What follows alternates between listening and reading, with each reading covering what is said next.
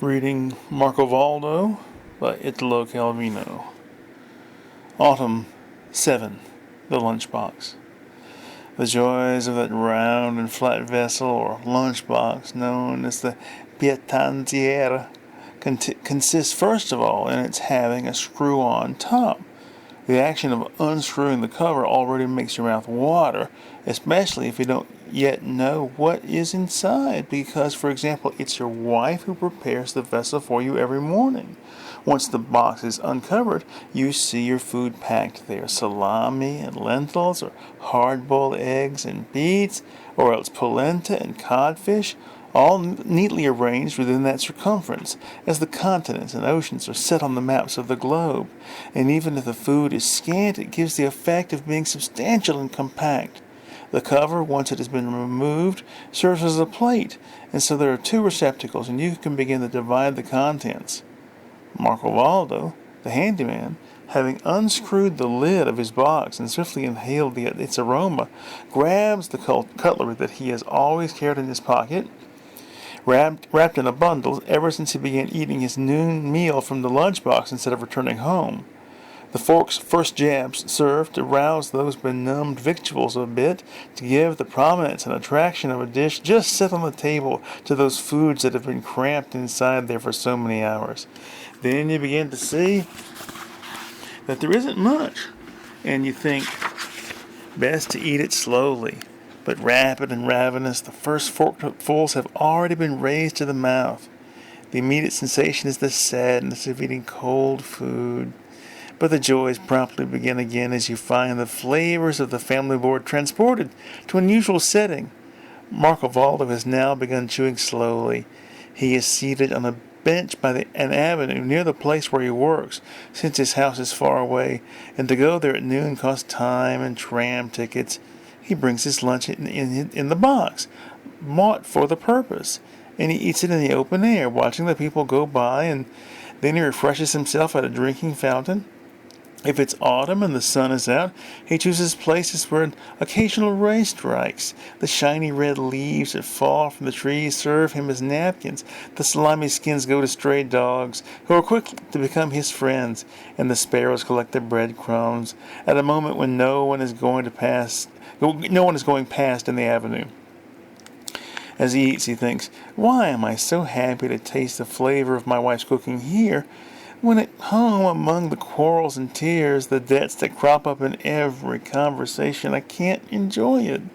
And then he thinks, "Now I remember, these are the leftovers from last night's supper," and he's immediately seized again by discontent, perhaps because he has to eat leftovers, cold and a bit soured, perhaps because the aluminum of the lunchbox gives the food a metallic taste. But the notion lodged in his head is this: the thought of Domitilla manages to spoil my meals even when I'm far away from her. At that point, he realizes he has come almost to the end. And again, this dish seems to him something very special and rare, and he eats with enthusiasm and devotion the final remains on the bottom of the plate, the ones that taste most of metal. Then, gazing at the empty, greasy receptacle, he is again overcome by sadness. Then he wraps everything up, puts it in his pocket, and stands. It's still early to go back to work. In the big pocket of his heavy jacket, the cutlery drums against the empty lunchbox. Marcovaldo goes to a wine shop and has them pour him a glass, filled to the brim, or else to a cafe where he sips a little cup of coffee.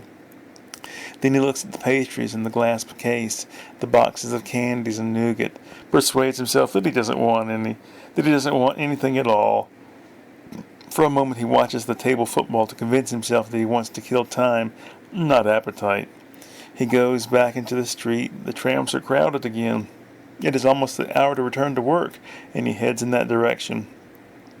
It so happened that his wife, Domitilla, for personal reasons, bought a great quantity of sausage and turnips, and for 3 evenings in a row Marcovaldo found sausage and turnips for supper. Now that sausage must have been made of dog meat. The smell alone was enough to kill your appetite. As for the turnips, this pale and shifty vegetable was the only one Marcovaldo had never been able to bear. At noon, there they were again, his sausage and turnips, cold and greasy in the lunchbox.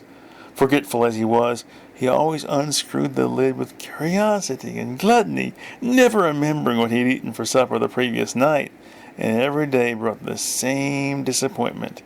The fourth day, he stuck his fork into it, sniffed once again, rose from the bench, and holding the open lunchbox in his hand, walked absently along the street. The passers-by saw this man carrying a fork in one hand and a plate of sausage in the other, apparently unable to bring himself to raise the first forkful to his mouth. From a window, a voice said, "Hey, mister!" Marcovaldo raised his eyes. On the mezzanine floor of a grand villa, a boy was standing at a window, his elbows on the sill where a dish had been set.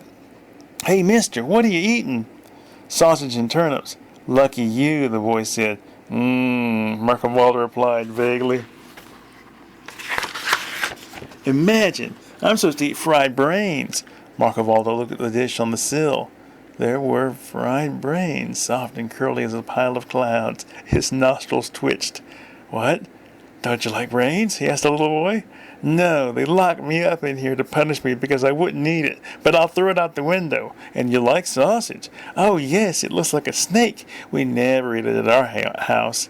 "Then you give me your plate and I'll give you mine." "Hurrah!" The child was overjoyed. He held out to the man his porcelain plate with heavy silver fork, and the man gave him the lunch box with the tin fork. And so both fell to eating, the boy at the windowsill and Marcovaldo seated on the bench opposite, both licking their lips and declaring they had never tasted such good food. But then, behind the boy, a governess appears, with her hands on her hips. "Well, young man, my goodness, what are you eating?" "Sausage," the boy says. "And who gave it to you?" "That gentleman there," and he pointed to Marcovaldo, who interrupted his slow and earnest chewing of a morsel of brains. "Throw it away, the smell, throw it away." "But it's good." "And your plate, the fork?"